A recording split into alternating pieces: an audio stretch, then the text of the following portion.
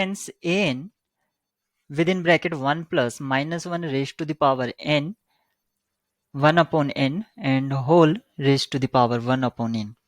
Then limit superior of an and limit inferior of an is 1 and related options are given. Means in this question only about limit superior and limit inferior of this particular sequence. As sequence an is given to us 1 plus minus 1 raised to the power n 1 upon n and whole raised to the power 1 upon n. This minus 1 raised to the power n or this term depend on n, so expand this an for even and odd. So an will be 1 plus 1 upon n raised to the power n when n is even, and this one will be 1 minus 1 upon n raised to the power n when n is odd. You can say this is a subsequence and this is another subsequence. Means this sequence have two largest subsequence as written. So result is limit superior of this sequence. If sequence is bounded, then limit superior is nothing but supremum of all limit points. Supremum of all limit points. And limit inferior is infimum of all limit points.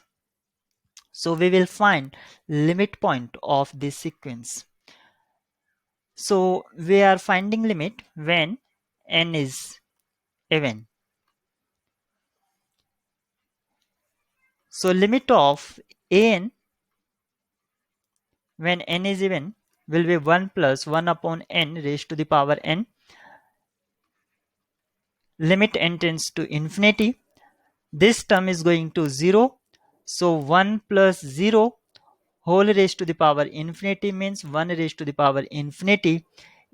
This is an indeterminate form, and you can see that 1 plus fx raised to the power gx, limit of this one is e raised to the power fx into gx. So limit of this one will be e raised to the power fx is 1 upon n and gx is n. So 1 upon n into n will be n cancel out by n. So e raised to the power 1 means e.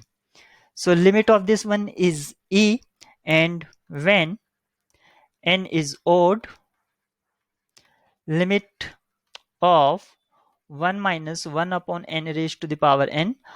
Apply same formula here. This one will be e raised to the power minus 1 upon n, because you can write this term as 1 plus minus 1 upon n raised to the power n into n. This one equal to e raised to the power minus 1 means 1 upon e. So we have the set of limit points. Limit point set is e and 1 upon e. This implies that limit superior is e and limit inferior is 1 upon e.